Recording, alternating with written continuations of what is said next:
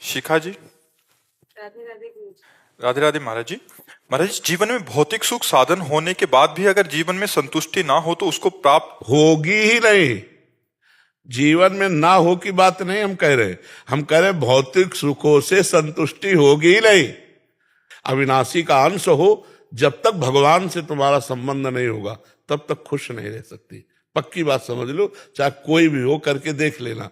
अब उदाहरण में एक बहुत बड़े ऑफिसर, ये जहां आप बैठे यहां बैठे थे, और उन्होंने प्रश्न किया कि मेरे पास सब कुछ है, मैं रिटायर हो चुका हूं, परिवार, लड़का बच्चा, बहू, खेती बाड़ी, मतलब जो कुछ सब है, अब मुझे डर लग रहा है कि मैं मरूंगा, इसका उपाय क्या है? इसका उपाय क्या है? तो हम कहा यही उपाय नहीं कि अब इसीलिए संतुष्ट। बोले अब भय लग रहा है, जब सबको देखता हूं तो लगता है सब छूटेगा और मैं मरूंगा, तो अब इसका उपाय क्या? हम कहा कृष्ण, इसका उपाय भगवान है। जैसे उसकी खुशी का उपाय भगवान, ऐसे भगवान है। निर्भय का उपाय, निश्चिंत का उपाय, निशोक का उपाय भगवान है। भौतिक सुखों से कभी संतुष्टता नहीं होती। भगवान का जब तक आश्रय रहे, भौतिक सुखों के बीच में भगवान को डाल लो, बस आनंद हो जाएगा।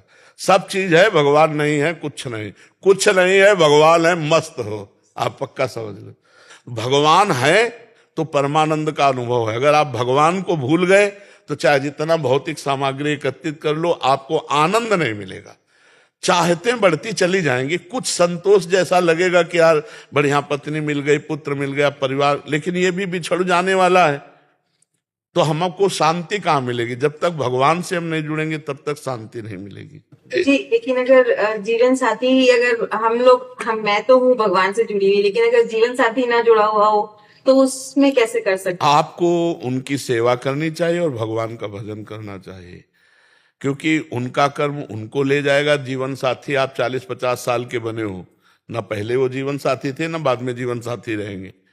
एक कल वो सखी आई थी तो उसका कोई फ्रेंड पधार गया होगा, तो यही कह रही थी कि हम क्या ऐसा करें कि हमारा फ्रेंड हमको मिल जाए। तो हमका वो तो नहीं मिलने वाला, वो तो मिलने वाला नहीं, चाहे कोई कितनी भी तपस्या कर लो। तो वो कह रहे थे कि हम 7 जन्म तक का वादा किए थे। तो हमका काल को अधीन किए हो क्या? काल को कोई अधीन किए? जैसे फिल्मी गाना नहीं होते, मतलब तुम भगवान हो गए, तुम काल को अधीन कर लिए, जैसा चाहोगे जिसके साथ चाहोगे तुम मिल लोगे। अरे नहीं, शरीर छूटा तो पता चला तुम नरक गए, वो कहाँ गए, वो किसी का मिला। ये वादा नहीं होता कि हाथ मिलाओ 7 जन्म तक साथ नहीं छोड़ेंगे, ये केवल बकवास है, इसमें कोई दम नहीं है। क्योंकि काल बड़ा अधीन और कर्मों का फल जीव को मिलता है। अब पूर्व जन्म के परिवार के जन कहाँ हैं? पूर्व जन्म के परिवार के जन कहाँ हैं? हमारी याददाश्त इतनी कमजोर है कि 9 महीना माँ के गर्भ में रहे, कहाँ में याद है? अगर जल्दी से पूछे कि परसों कल दोपहर में क्या पाया, तो आपको सोचना पड़ेगा परसों के लिए। तो पूर्व जन्म की बात कैसे याद आ जाएगी? तो ऐसे ही परिवार था, पूर्व जन्म में भी हम छोड़ के आ गए। ऐसे ही इस जन्म का परिवार छोड़ के चले जाओगे, न तुम उनकी स्मृति में आओगे न वो तुम्हारी स्मृति में आएंगे। ये रूप कभी मिलेगा नहीं त्रिभुवन में, त्रिकाल में नहीं मिलेगा। जैसे रूप बन गया, अब कोई लाख उपाय करे कि मैं आपके इस रूप से मिल लूं, तो इस रूप से नहीं मिल पाएगा। इसके अंदर जो बैठा है वो भगवान है। आप भगवान का भजन करो, फिर चाहो तो वो जो रूप चाहेंगे वो धारण कर सकते हैं, लेकिन ये 5 भौतिक रूप अब दोबारा नहीं मिलेगा। जैसे चला गया, तो कुछ लोग ऐसे भाव में बन जाते हैं कि हम पति पत्नी हैं, तो मतलब 2 शरीर 1 प्राण, एक मतलब अब जो, तो ऐसा नहीं। एक मित्रवत भाव है यहाँ का, 40-50 वर्ष का संबंध है। ना पहले तुम उसे जानते थे ना बाद में जानोगे, चाहे जितना प्यार कर लो।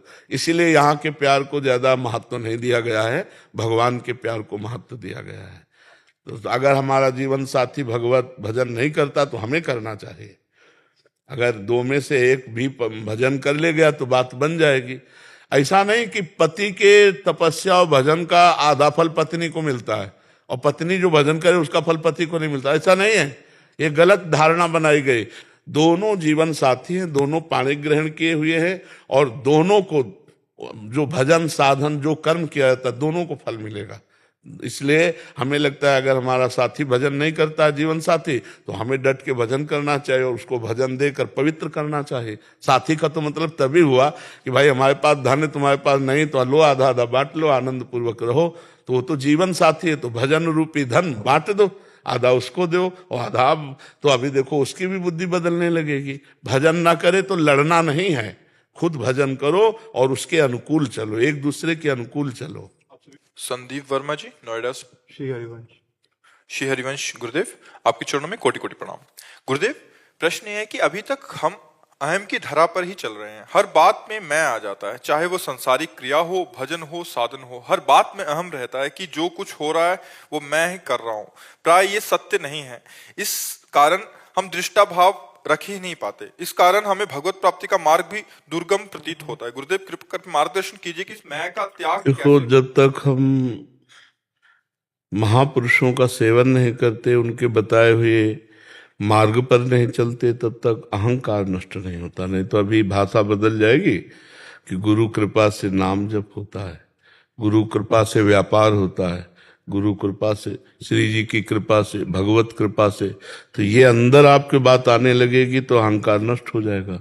और हो सब कृपा से ही रहा है। आप राधा बोलोगे तो किशोरी जी की कृपा से बोल पाओगे। आप वृंदावन आए हो, किशोरी जी की कृपा, जिनको वृंदा विपिन है कृपाति नहीं की हो। आप जो कुछ कर पा रहे हो भगवत प्रदत्त बुद्धि से कर पा रहे हो, भगवत प्रदत्त शरीर बल से कर पा रहे हो। ये तुम्हारा है क्या? सोचो, तुमने रचा है क्या ये? तो